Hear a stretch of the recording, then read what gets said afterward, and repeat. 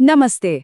आज के इस एक्सप्लेनर में हम एक बहुत ही दिलचस्प और ज़रूरी विरोधाभास पर बात करने वाले हैं।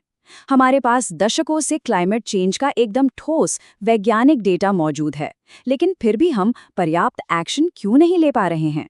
चलिए, इस डेटा और हमारे बर्ताव के बीच छिपे मनोवैज्ञानिक रहस्य को डीकोड करते हैं। जरा सोचिए, ग्रह को बचाने के लिए जो कुछ भी हमें जानने की जरूरत है, वो सब हमें पहले से पता है। डेटा बिल्कुल साफ है। फिर भी दुनिया भर में कार्बन एमिशन लगातार बढ़ता ही जा रहा है।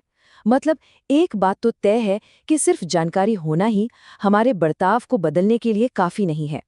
तो आखिर पेंच कहाँ फंसा है?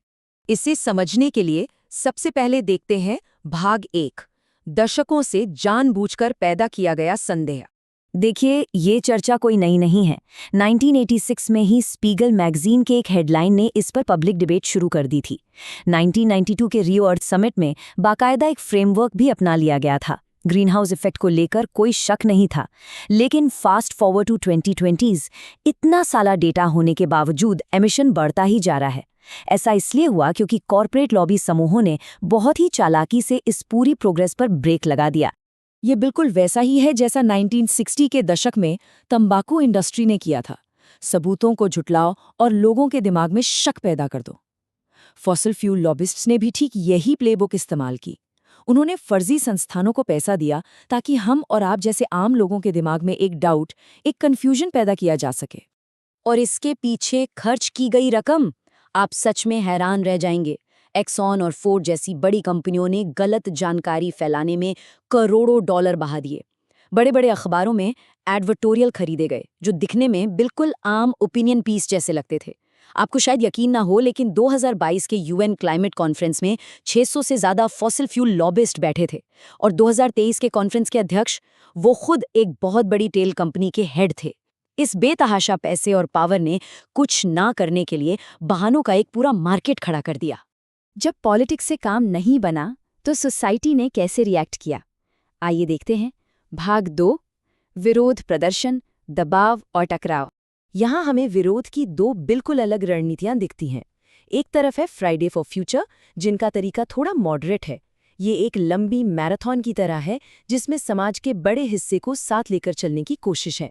और दूसरी तरफ है लास्ट जनरेशन, जो एयरपोर्ट्स ब्लॉक करने जैसी एग्रेसिव रणनीतियां अपनाते हैं। हाँ, इससे लोग नाराज जरूर होते हैं, लेकिन ये तरीका तुरंत ध्यान खींचता है और लोगों को बातचीत के लिए मजबूर कर देता है। लेकिन यहाँ एक बहुत ही चौंकाने वाला डेटा सामने आता है। एक सर्वे के मुताबिक करीब 77% जर्मन लोगों का मानना है कि इन बड़े बड़े विरोध प्रदर्शनों का उन पर बहुत कम या कोई असर नहीं पड़ा। 75%। ये हमें बताता है कि सोसाइटी में लंबे समय तक किसी भी आंदोलन का मोमेंटम बनाए रखना कितना मुश्किल काम है। तो अगर डेटा, आंदोलन और प्रदर्शन कुछ भी पूरी तरह से काम नहीं कर रहा, तो असली प्रॉब्लम कहाँ है? इसका जवाब है भाग 3 में, हमारे दिमाग का हैबिट लूप। हमारे दिमाग के बिल्कुल बीचों बीच एक हिस्सा होता है जिसे बेसल गैंग्लिया कहते हैं। ये हमारी आदतों और सबकॉन्शियस एक्टिविटीज को कंट्रोल करता है। एक तरह से ये हमारे बर्ताव को ऑटो पायलट पर डाल देता है। इसलिए फॉसिल फ्यूल पर हमारी निर्भरता जैसी पक्की आदतों को तोड़ने के लिए हमें अपने ही दिमाग की इस हार्डवायर्ड प्रोग्रामिंग से लड़ना पड़ता है। इस चार्ट से समझिए, 1980 के दशक की एक विशाल एस क्लास लग्जरी कार का वजन आज की एक आम कॉम्पैक्ट एसयूवी के लगभग बराबर है। हम इंसान इन भारी ऊंची एसयूवी की तरफ क्यों खिंचे चले जाते हैं? क्योंकि हमारा दिमाग इस विशाल आकार को देखकर खुश होता है। उसे एक डोपामाइन रश मिलता है। हमारा दिमाग हमेशा और ज्यादा की तलाश में रहता है। सच तो ये है कि इंसानी दिमाग मैक्सिमाइजेशन और डोपामाइन के लिए बना है, कम से गुजारा करने या त्याग के लिए नहीं। इसीलिए जब भी क्लाइमेट एक्शन को एक त्याग या भारी नैतिक जिम्मेदारी की तरह पेश किया जाता है, तो हम असल में अपनी खुद की बायोलॉजी के खिलाफ लड़ रहे होते हैं। और इसी से जुड़ा है हमारा भाग 4, भविष्य के स्वरूप का भ्रम। ये शायद सबसे दिलचस्प मनोवैज्ञानिक रुकावट है। एमआरआई स्कैन के इस ट्विस्ट को देखिए। जब हम अपने आज या वर्तमान के बारे में सोचते हैं तो हमारे दिमाग के फ्रंटल लोब में बहुत हलचल होती है। हम खुद से एक गहरा इमोशनल कनेक्शन महसूस करते हैं। लेकिन जैसे ही हम 20 साल बाद के अपने आप के बारे में सोचते हैं, वो एक्टिविटी एकदम गिर जाती है। हमारा अपना ही दिमाग हमारे फ्यूचर सेल्फ को एक बिल्कुल अजनबी इंसान मानता है ना अजीब बात? और यही कारण है कि वेल्स के फेयरबोर्न जैसे गांव आज खतरे में हैं। समुद्र का जल स्तर बढ़ने से 2054 तक इस गांव के पूरी तरह डूबने का खतरा है। फिर भी लोगों के लिए आज इस खतरे को समझना और उस पर एक्शन लेना मुश्किल हो रहा है, क्योंकि हमारा दिमाग उस भविष्य की रक्षा के लिए इतनी मेहनत नहीं करना चाहता जिसे वो एक अजनबी अवधारणा मानता है। तो फिर समाधान क्या है? आते हैं हमारे आखिरी सेक्शन भाग 5 पर, अपनी क्लाइमेट स्ट्रैटेजी को फिर से तैयार करना। बहुत देर होने से पहले अगर हमें कुछ बदलना है तो हमें इंसानी फितरत को हैक करना होगा। इसके 3 जरूरी कदम हैं। पहला, लोगों पर गिल्ट या कोई भारी नैतिक बोझ डालना बंद करें।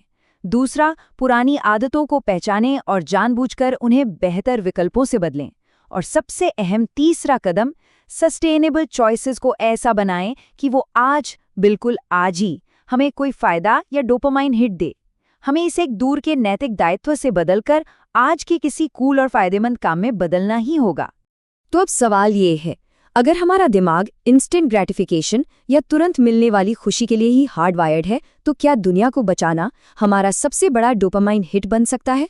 इस पूरी चर्चा से एक बात तो एकदम साफ है, हमारा अस्तित्व अब सिर्फ नया डेटा जनरेट करने पर टिका नहीं है। हमें इस ग्रह को बचाने के काम को एक ऐसी आदत बनाना होगा जिसका इनाम हमें तुरंत मिले। तो इस बारे में सोचिएगा जरूर, क्या हम अपनी आदतों को दुनिया बचाने के लिए हैक कर सकते हैं?